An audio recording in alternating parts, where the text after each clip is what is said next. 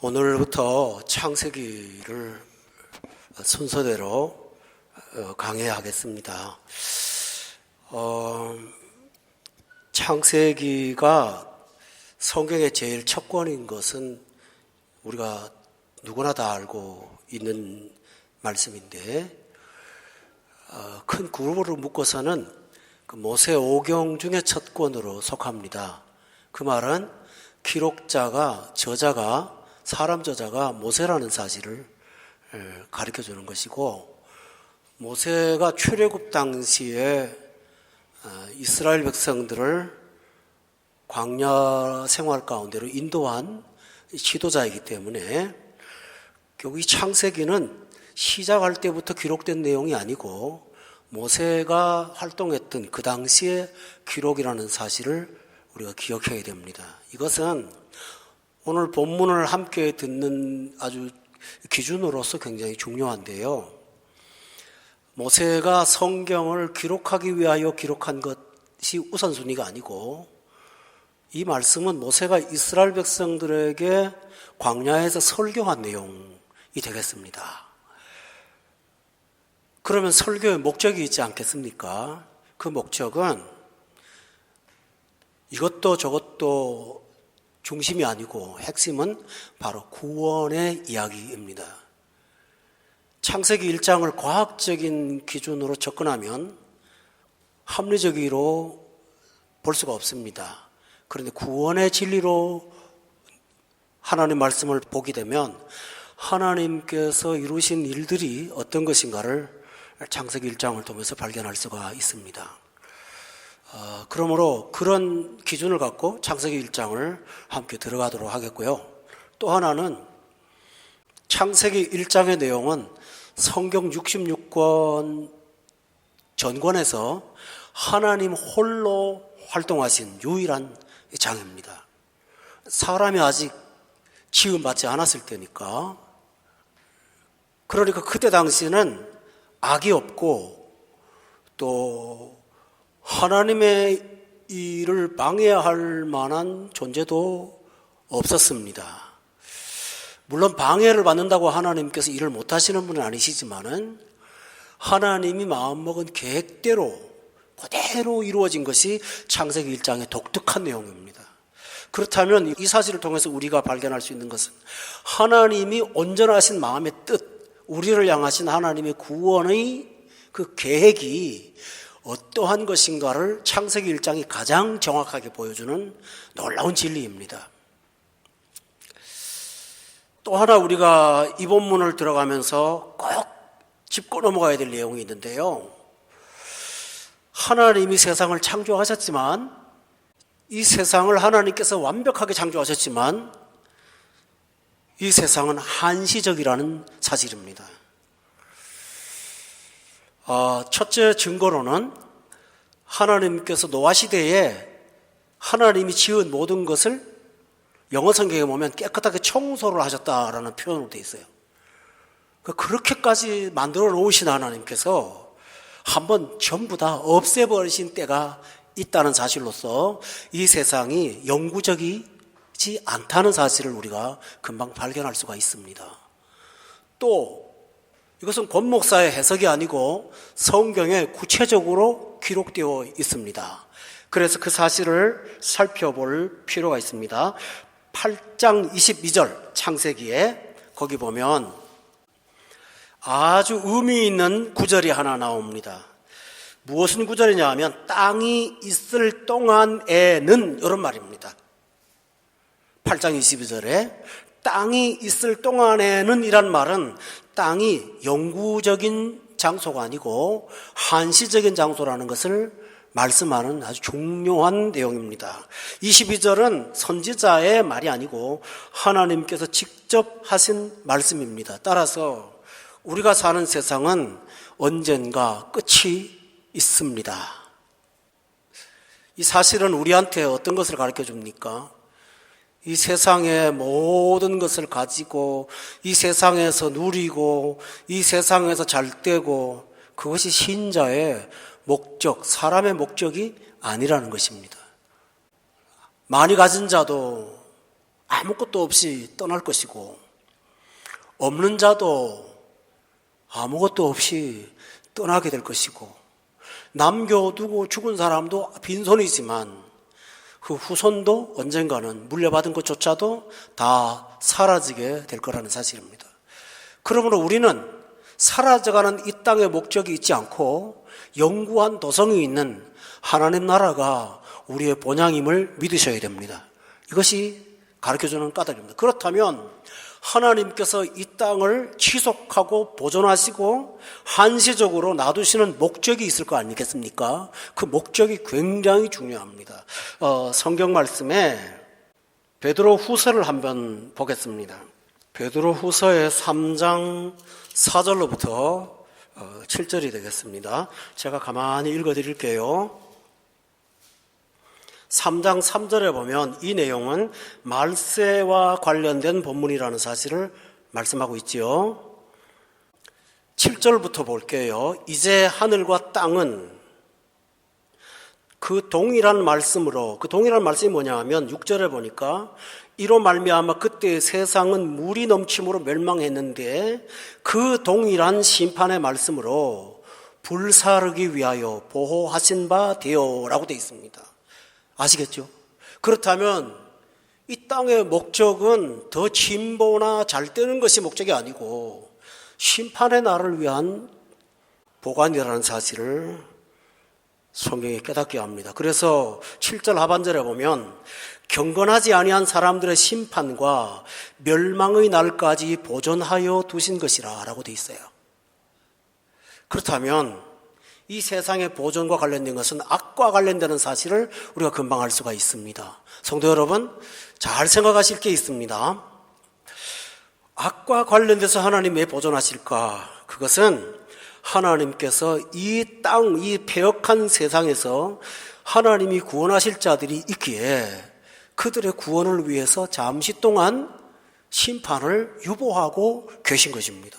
그래서 요한계시록 7장에 보면 하나님이 이 세상을 멸망시키라는 명령을 받은 천사들한테 바람을 잡아서 요동하지 못하게 하라고 명령하십니다. 그러면서 아직도 머리에 입 맞고 구원받을 사람들이 남아있다고 말씀하십니다. 결국은 이 땅이 아직도 보존되는 까닭은 남아있는 신자들이나 사람들 중에 구원받을 사람들이 하나님의 백성으로 돌아오기를 기다리시는 하나님의 인내의 시간이라는 사실을 믿으시기 바랍니다. 굉장히 중요합니다. 그렇다면 저나 여러분은 그날이 언제 올지 성경은 도적같이 온다고 했으니 오늘이 바로 준비가 끝난 날로 여길 만큼 우리는 항상 성화되어야 되고 하나님을 기쁘시게 하는 사람으로 온전하게 서 있어야 될 줄로 믿습니다. 이게 우리가 할 일입니다. 그런데 오늘 대부분의 신자들은 먹고 사는 문제 급급한 것, 그 다음에 남는 돈을 어떻게 할까 급급한 것, 인생을 설계하는데 급급하지 실제로 하나님의 계획과는 아무런 상관이 없이 사는 것이 오늘 이 세상의 특징입니다. 그래서 종말의 때를 대표하면서 예수님께서 뭐라 그랬어요? 노아의 때처럼 먹고 마시고 시집가고 장가들고 그러나 깨닫지 못하고 바로 이것이 현실이므로 우리는 이런 일상이 지배를 하는 세상 속에서 하나님의 법을 따라 천국을 소망하며 목적으로 사는 사람이 되어야만 됩니다. 이것이 우리가 해야 될 대단히 중요한 내용이 되겠습니다. 자, 이 세상에서 이렇게 살기 위해서는 우리가 이 세상은 어떤 세상인지를 잠깐 알고 창세기로 들어가야겠습니다. 여러분, 창세기 들어가기 전에 먼저 말씀드릴 것은 아담과 하와가 하나님을 따르지 않고 불순종해서 에덴에서 쫓겨날 때 하나님이 하신 명령 가운데, 심판 가운데 너는 땀이 흘러야 소산을 먹을 것이고 그 다음에 그럼에도 불구하고 땅이 가시와 엉겅퀴를 낼 것이다 라고 했습니다. 다시 말하면 이 세상은 아무리 완벽한 장소도 가시와 엉겅퀴가 있습니다. 사람들은 착각합니다. 직장 옮기면 가시가 없을 거야. 이사 가면 가시가 없을 거야. 조금 좋은 집에 가면 엉겅퀴 없을 거야. 이 사람 끊고 저 사람 만나면 괜찮을 거야. 허상입니다. 허구입니다. 왜냐하면 주님께서 재림하기 전까지는 가시와 엉겅퀴가 존재하는 것이 이 세상의 일상입니다. 할렐루야. 또 하나 있습니다. 많은 사람들이 예수 믿기도 하고 안 믿기도 하면서 이 세상에서 가장 완벽한 이상을 추구하고 삽니다. 연애를 해도 아주 황홀한 순간, 그리고 그 행복함이 어둠이 하나도 없는 순간들이 지속되기를 갈망하면서 삽니다. 그것은 인간의 본성 속에 천국을 소망하는 것인데요, 오늘 이 세상에서는 불가능합니다. 왜냐하면 가시와 엉겅퀴가 있기 때문입니다. 창세기 1장의 세상이 아니라는 사실입니다. 로마서 8장을 찾아보면 요약해서 이렇게 말하고 있습니다. 로마서 8장입니다. 거기에 지금 현실이 어떤 것인가를 가르쳐주면서 이런 말씀을 합니다. 20절을 보세요. 허무한데 굴복하는 것이 이 세상의 모습이라고 했어요. 허무한데 굴복한다. 하나님의 심판 가운데 있습니다. 또 하나 21절에 보면 피조물이 썩어짐의 뭐 한다고 그랬죠? 종노릇하고 있습니다. 이 세상의 자연 만물들이 욕심을 가진 자들에게 종노릇을 당하고 있습니다. 해와 달이, 바다가, 자연이, 모든 만물이 정상적으로 존재하는 것이 아니고 욕망과 죄로 인해서 썩어짐에 종노릇을 하는 상황이 오늘 이 세상의 특징이라고 했어요. 그러므로 예수를 믿으면서도 세상이 너무 좋아서 세상의 매력에 빠져있는 사람들은 진정 거듭났는지 자신을 한번 다시 돌아봐야 됩니다. 여러분, 히브리서 11장에 이렇게 말했죠. 우리의 본향은 여기가 아니라고 말하고 있습니다. 그러므로 창세기 1장을 말씀을 들으면서 여러분이 알 것은 이 세상은 다시 돌아오는 세상이 아닙니다. 그러면 새로운 세상은 어떤 세상일까요? 그 세상에 대해서 조금 더 말씀을 드리고 본문을 들어가도록 하겠습니다. 계시록 21장을 한번 찾아보시기 바랍니다. 1절에요. 성경에 분명히 말씀하고 있어요. 이 세상이 끝난다고요. 21장 1절입니다. 다 같이 읽어볼까요? 시작. 새 하늘과 새 땅을 보니 처음 하늘과 처음 땅이 없어졌고 바다도 다시 있지 않더라. 되어 있죠? 그렇습니다. 새 하늘과 새 땅이 준비되어 있습니다.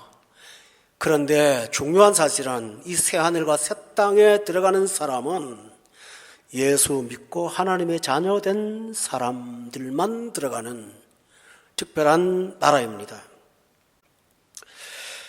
우리에게 주어진 세상은 바로 그 세상이라면, 여러분, 이제 본론 돌아가겠습니다. 창세기 1장에서 우리가 말씀을 듣는 것은 그때가 그리워, 그 세상이 돌아오기를 바래, 그것이 아니고, 모세는 이런 세상을 다시 소망하는 것이 아니라 이 세상을 만드신 하나님의 속성, 하나님의 일하심, 하나님의 은혜가 무엇인가를 보여주는데 창세기 1장을 할애하고 있습니다. 그러므로 여러분은 자연에 대한 어떤 동경심보다는 창조하시면서 일하시는 하나님의 일하심을 보면서 예수 믿는 사람들한테 어떻게 하나님께서 일하시는가 하는 것을 우리가 살피고 그 말씀을 기준으로 낙담하지 말고 소망 갖고 살기를 바랍니다.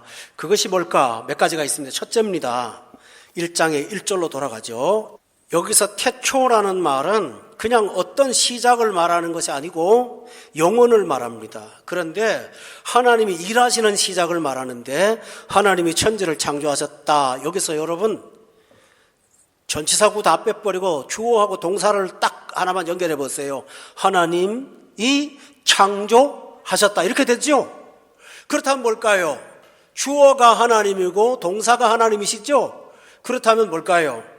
이 세상 모든 삶의 원칙 중에 제일 첫 번째는 무엇이든지 하나님이 먼저 하신다는 사실입니다.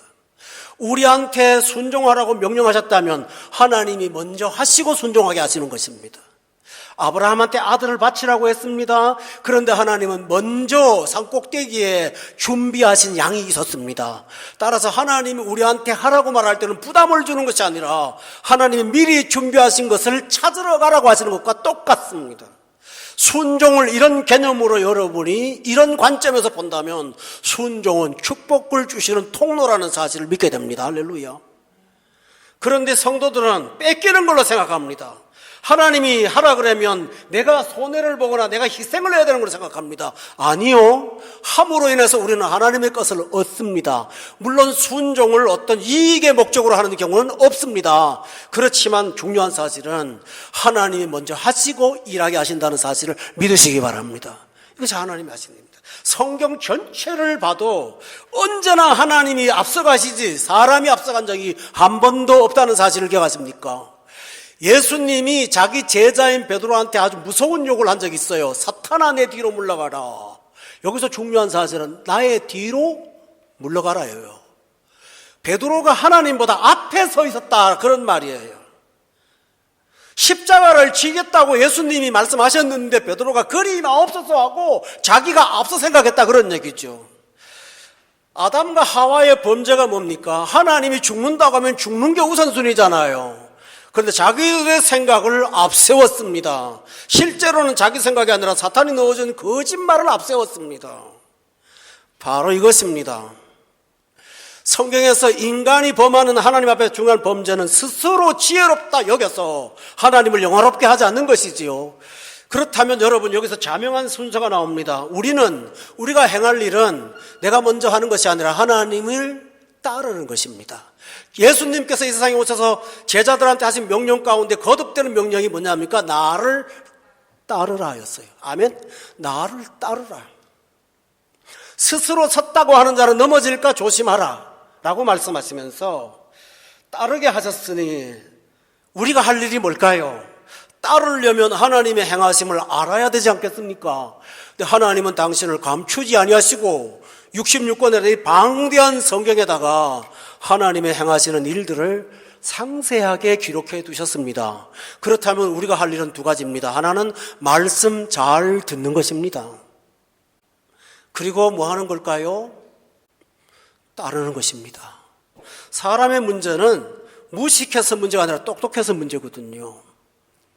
우리는 스스로가 섰다고 하지 말고 하나님 말씀을 따라서 하나님이 행하신 것을 살피며 하나님을 따라가시는 여러분이 되는 것, 이것이 창조의 질서요 원리입니다. 할렐루야. 이렇게 살아가면 사망의 음침한 골짜기로 하나님이 나를 이끄신다 할지라도 거기에는 하나님이 허락하신 구원의 역사가 있습니다. 이 사실을 여러분이 믿고 날마다 하나님을 앞세우고 여러분은 따르시는 저와 여러분이 될 수 있기를 바랍니다. 이것이 창세기가 하는 첫 번째 전제입니다. 둘째로는 사람들은 하나님을 어떻게 따르냐고 말합니다. 그런데 하나님은 말씀으로 행하십니다. 두 번째로 오늘 여기 보니까 3절에 보니까 하나님이 이르시되라고 했죠.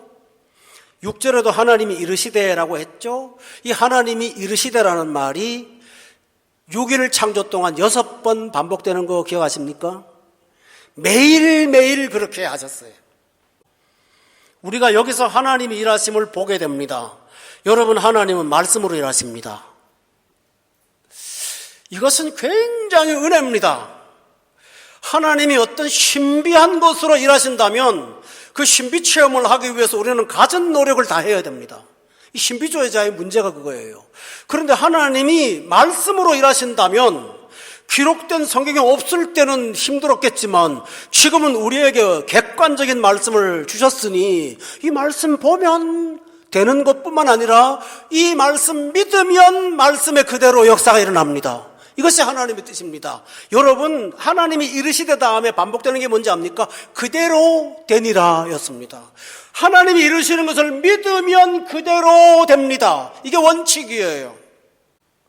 그런데 하나님 말씀을 혼자서 해석하고 아닐 거야, 맞을 거야 의심하는 사람, 미루는 사람, 돌려놓고 생각하는 사람, 다른 사람한테는 그렇게 하라고 하고 자기는 안 하는 사람, 이런 파생되는 문제가 생기죠. 도표로 말하면 하나님 말씀했습니다. 내가 복잡해요. 그런데요, 하나님 말씀했어요? 따라요? 그대로 돼요. 이것이 바로 목적입니다. 그래서 하나님은 이르시되라고 말씀하셨고, 요한복음 1장 1절에 보면 요한은 뭐라고 한지 압니까? 하나님을 태초에 계신다고 하지 않고 태초에 말씀이 계시니라 라고 한 걸 여러분 기억하시죠? 바로 이것입니다. 우리가 하나님이 일하시는 걸 어떻게 알 수 있을까요? 사람들이 꼭 신자들 가운데 이래요. 하나님이 보여만 주신다면 내가 답답하지 않을 텐데요. 아니요, 이미 다 주셨어요. 그리고 이 성경을 깨닫도록 성령을 통해서 우리에게 지각을 주셨어요. 할렐루야. 그리고 목회자를 통해서 말씀을 전하게 하신다면 목회자도 두려워해야 돼요. 세상 말 섞으면 절대 안 돼요. 하나님 말씀을 왜곡해도 절대 안 돼요. 자기 하고 싶은 얘기하고 빼먹어도 안 돼요. 강단이 얼마나 중요한지 아세요, 여러분들이요? 저는 다른 건 몰라도 목회자들이 부도도 갈 수도 있고 있다고 제가 말하는 게 아니에요. 그런 죄를 짓기도 합니다. 그런데 가장 무서운 목회자의 범죄가 뭔지 압니까? 성경을 자기 멋대로 말하는 거예요. 이건 굉장히 무서운 거예요. 여기는 자기 말 하라고 세우고 대접하는 자리가 아닙니다. 하나님 말씀 전하라고 하는 것입니다. 그래서 오늘 본문을 그대로 본다면 하나님이 시작하십니다. 그리고 먼저 말씀하십니다. 그러면 우리가 할 게 뭘까요? 하나님이 시작하시기 위해서 말씀에 있으니 듣고 그대로 순종하면 그대로 됩니다. 아멘. 여러분의 삶의 축복이 그대로 되는 축복이 날마다 있기를 주의 이름으로 축원합니다. 여러분, 우리가 하나님이 세상을 지었다는 것도 뭘로 압니까? 증거를 갖고 압니까? 아니요. 히브리서 11장 3절에 보면 우리가 믿음으로 말미암아 하나님의 말씀으로 지어진 것을 안다라고 돼 있어요. 가끔 베드로가 말을 할 때 자신도 모르게 굉장히 복된 말을 하는 경우가 있습니다. 베드로가요. 주는 그리스도시요 살아계신 하나님의 아들입니다. 최고의 선한 간증을 했지요. 근데 그 말을 베드로가 연구해서 한 게 아닙니다. 예수님 말씀하셨죠. 이거는 네가 한 게 아니라 이걸 알게 하신 것은 하늘에 계신 아버지라고 말씀하셨죠. 그러면서 바요나 시몬아 너 정말 복이 있다라고 말했어요. 그런데 이 베드로가 아주 유명한 고백을 하나 합니다. 갈릴리 바다에서 고기 잡다가 밤새 못 잡았잖아요. 예수님이 깊은 곳에 가서 그물 던지라 그럴 때 엄청난 말을 합니다. 밤이 맞도록 수고했는데 얻은 것이 없지만은 말씀에 의지하여. 이게 바로 신앙입니다. 내가 해봤는데 되지 않지만은, 내 지식으로 다 해봐도 안 되지만은, 내 판단으로 되는 것도 아니지만은 말씀에 의지하여. 이것이 신앙입니다. 예수님은 사탄한테 시험 받을 때 신명기 8장을 인용하셨습니다. 사람이 떡으로만 사는 것이 아니요 하나님의 입으로 나오는 모든 말씀으로 살 것이라. 아멘.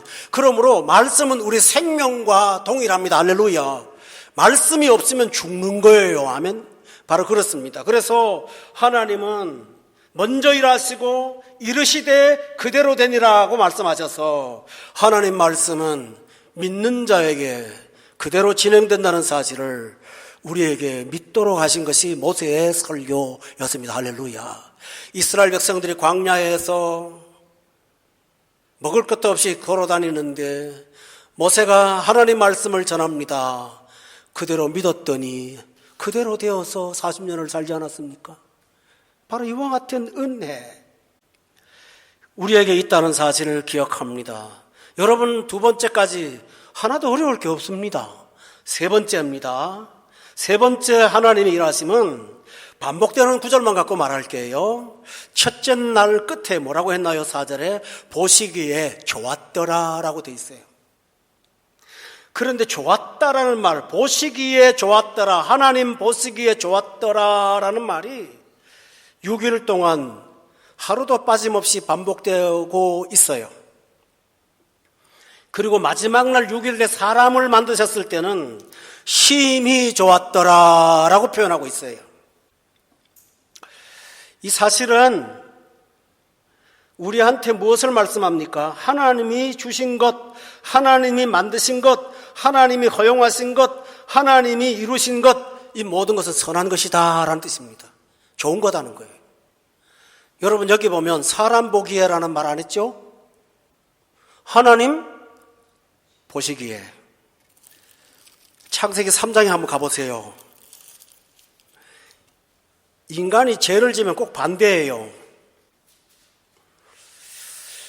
6절에 볼까요? 제일 먼저 죄질 때 한 게 뭔지 압니까? 그 여자가 그 나무를 본죽이에요. 하나님 보시기에라는 안목으로 세상을 보는 게 아니라 자기 눈으로 그 나무를 봤어요. 하나님이 말씀하시는 말씀으로 그 나무를 봤다면 그건 죽는 거예요. 그런데 자기가 보니까 먹음직하고 보암직하고 탐스러웠어요. 여러분, 우리 신자는요, 육의 눈은 죽고 영의 눈을 뜨고 사는 사람이에요. 영의 눈이 뭘까요? 하나님 말씀이 내 속의 안경이에요. 아멘? 그걸 따라서 보는 거예요. 그렇다면 지금 내가 힘들다, 어렵다, 고통스럽다, 괴롭다, 내 현실이 굉장히 불행하다, 안 좋다, 우리 판단할 수 있어요. 얼마든지 사람이니까. 그러나 여러분은 말씀으로 이것을 결론 지어야 됩니다. 나는 다 몰라. 그러나 하나님 보시기에 선한 거야. 아멘? 그러면 이 자체를 선이라고 말할까요? 악을? 아니에요. 성경은 이렇게 말해요. 모든 것을 합력하여 뭐 한다고요? 선을 이룬다고 그랬잖아요. 따라서 선을 이루시는 하나님이 계심으로 어떤 과정이 있는지 하나님이 선하다고 하셨다면 여러분도 불행하다고 여기지 말고 하나님이 주신 변장된 은혜로 생각하시기를 주의 이름으로 축원합니다. 이것입니다. 따라서 신자의 삶은요, 예, 아멘, 할렐루야입니다. 왜요? 긍정이니까요. 믿고 사는 사람은 초가집이나 궁궐이나 그 어디나 하늘나라 이러면서 삽니다. 왜 그럴까요? 하나님이 하신 것 중에 선하지 않은 것이 없음을 믿기 때문입니다. 그래서 우리가 창세기 1장의 원리를 따라간다면 우리 삶에는 불행이 없다는 사실을 믿고 기쁨으로 살 수가 있습니다. 네 번째입니다. 6일 동안의 창조연은요, 크게 두 부분으로 나뉘어져요. 네 번째인데요. 첫째 날이 6일인데 그걸 6일을 13절에 보면요, 잘 보세요. 3일, 3일로 나눠지지 않아요. 2일 반, 그 다음에 4일 반 이렇게 돼요. 무슨 말이냐 하면 3절부터 10절까지를 보면요, 하나님이 공간을 만들어요. 공간을. 거기 아무것도 없어요. 존재하는 생명체가. 그리고 11절과 12절에 보니까 거기에 생명체들을 하나님이 창조하세요. 그리고 13절에 보니까 이것이 셋째 날이라고 돼 있죠. 그러니까 준비하신 창조가 2일하고 3일째 되는 날까지예요. 그 다음에 14절부터 마지막 절까지가 하나님이 그 공간을 채우시는 창조를 하셨어요. 땅을 만들어요, 하늘을 만들어요, 나눠요, 빛을 만들어요, 어둠을 만들어요. 다 만드시죠, 그죠? 빈 공간을 만들고 하나하나 채우세요.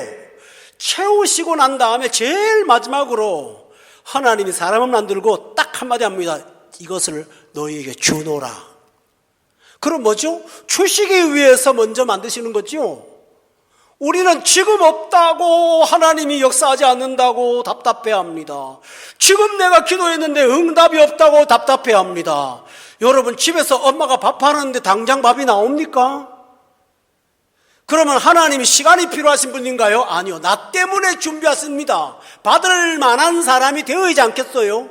그러니까 하나님께서 준비하시면서 우리를 이끌어 가십니다. 여러분 믿으세요? 그렇다면 하나님의 창조는 무엇일까요? 사랑입니다. 네 번째로. 그냥 말씀이 아니라 사랑입니다. 하나님은 우리를 위한 놀라운 사랑으로 이 세상을 창조하셨으므로 여러분, 이 세상 만물 속에서 우리가 은혜를 받고 느끼는 것은 온 세상 천지가 사랑으로 가득하다라는 것입니다. 사랑으로 가득한 것입니다. 태풍도 구름도 해도 달도 다 하나님의 은혜 가운데 나를 위해서 준비하신 것들이라는 사실을 여러분 믿고 살아야 됩니다. 22절에 한번 보세요. 거기 보면 이렇게 말합니다. 1장의 22절에 하나님이 그들에게 다 만들어 놓고 뭐라고 하죠? 주시며 라고 돼 있어요. 복을 주시며. 그 다음에 30절에 한번 찾아보세요. 30절 말씀. 여기 보면 주노라고 그러셨죠? 하나님이 달라고 한 게 있으세요? 1장에는 아무것도 없어요. 그럼 뭘까요? 만드시고 주시는 분이 하나님이세요. 여러분이 창조를 보시면서 우리가 하나님의 사랑의 품에 살고 있다. 이 사실을 믿고 사시기를 주의 이름으로 축원합니다. 이것이 은혜입니다. 그리고 5번째 진리를 말씀드리겠습니다. 너무 많이 가지를 늘어놨는데요. 꼭 듣기를 바랍니다. 하나님의 창조는 은혜의 창조입니다. 잘 기억하세요. 무슨 창조라고요? 은혜의 창조입니다. 제가 그 말씀을 증거를 드릴게요. 자, 11절 한번 보실래요? 하나님이 이르시되 땅은 풀과 씨 맺는 채소와 각기 종류대로 씨 가진 열매 맺는 나무를 내라 하시니 그대로 되어라고 돼 있죠, 그죠? 그런데 신기한 게 하나 있어요. 나무와 채소와 생명체가 존재하려면 꼭 필요한 게 2가지예요. 빛과 물이에요. 그런데 이때 2가지가 없어요. 여러분, 하나님께서 광명체, 빛을 비추는 광명체를 만드신 것은 채소와 나무를 만든 다음 날이에요. 13절에 보니까 셋째 날이라고 그랬잖아요. 그런데 14절에 보세요. 하나님이 이르시되 하늘의 궁창에 광명체들이 있어 낮과 밤을 나뉘게 하고, 16절에 큰 광명체로 낮을 주관케 하시고 작은 광명체로 밤을 주관케 하시고, 19절에 보니까 이것이 넷째 날이라고 돼 있죠. 순서가 맞아요? 안 맞아요? 안 맞아요. 그러면 뭘까요? 이 사실이 가르쳐주는 놀라운 진리가 하나 있어요. 또 하나 보겠습니다. 2장을 찾아보세요. 5절에 보면 창세기 1장을 요약해서 하는 말 가운데 삽입된 게 하나 있어요. 여호와 하나님이 땅에 뭐라고 그랬죠? 비를 내리지 아니하셨어요. 그러므로 비가 없어요. 안개만 땅에서 올라와 온 지면을 적셨다라고 돼 있고요. 밭을 갈 사람도 없다고 돼 있잖아요. 그죠? 그러면 생명체가 어떻게 존재해요? 여러분, 이 말씀을 잘 살펴보면 생명체의 존재에 필요한 요소들이, 핵심적인 요소가 먼저 있지 않고 나중에 있어요. 이것은 우리한테 뭘 가르쳐 주는 겁니까? 자연 때문에 사는 것이 아니라 이 세상의 모든 사람들은 하나님의 은혜로 산다는 사실을 가르쳐 주는 거예요. 아멘? 대단히 중요한 거예요. 우리 눈에 있어야 될 게 안 보여요. 없어요. 그런데 뭐죠? 하나님의 은혜로 살아요. 신비한 일이죠, 그죠? 우리가 살다 보면 이런 거 많아요. 내가 준비한 거 없고요. 꼭 있어야 될 거 없는데요. 하나님이 채우셔서 은혜로 진행되는 것을 보게 됨을 믿습니다. 사막이에요. 물도 없어요. 해도 없어요. 그런데 자랄 게 자라고 클 게 커요. 이 신비를 어떻게 설명할래요, 여러분들이요? 그런데 창세기 1장을 갖고 하나님의 창조를 비판하는 사람들은 고대 화석을 가지고 뚜껑을 잘라보니까 수백만 년 걸려서 만들어지는 지질력이라는 거죠. 여러분, 전능하신 하나님 이거 하루에 못 만드나요? 못 하시나요? 그러므로 이 세상은 은혜로 가득하다는 사실을 여러분이 말씀을 통해서 간직하시기를 바랍니다. 이게 하나님의 은혜입니다. 여러분 믿어지세요? 교우 여러분, 우리가 하나님 앞에서 위치하고 하나님 앞에 하나님을 중심으로 살면 오늘 창세기에 나오는 이 핵심 4가지 원리가 내 삶에 작용하는 하나님의 법이라는 사실을 믿으세요. 이것입니다. 그러므로 이 세상에 재능 있는 사람 되기보다는 하나님이 기뻐하는 사람이 되기를 열심내시기 바랍니다. 이 세상에서 내 한 자리 차지하기보다는 하나님 앞에 서 있는 하나님의 사람으로 서가는 것이 우리 삶에 무엇보다 중요하다는 사실을 믿으시기 바랍니다. 저는 성경에서 여러분하고 잘 아는 구절이죠. 창세기 25장에 보면 그 이삭이 나오죠. 흉년에 하나님 몇 배를 주셨다고 그랬죠? 100배를 주신 것이 하나님이지 않습니까? 바로 이런 은혜가 우리에게 작용하고 있다는 사실을 믿으시면서 하나님 기뻐하며 살기를 주 여러분을 축원합니다. 하나님이 내 걸 다 준비하시고 나의 필요를 주신다고 생각한다면 좋은 학교를 가든 어떤 학교를 가든 있든 없든 그것이 무슨 상관이 있을까요? 여러분과 제가 가져야 될 믿음이 바로 이것이라는 사실을 믿기 바랍니다. 우리가 이 사실을 알고 하나님이 만드신 천지 만물을 보게 되면 시편 8편의 기사처럼 주여 주의 이름이 온 땅에 어찌 그리 아름다운지요. 그리고 세상의 아름다움만 말할까요? 이렇게 말합니다. 주여 사람이 무엇이 간데 이렇게 돌보시고 인자가 무엇이 간데 이렇게 면류관을 씌우시나이까 라고 고백하는 것, 여러분이 창세기 1장에서 받는 은혜가 시편 8편이 되셔서 이 험난한 세상에서 시편 8편의 고백이 저와 여러분의 고백이 항상 되시기를 예수 이름으로 축원합니다. 기도하겠습니다.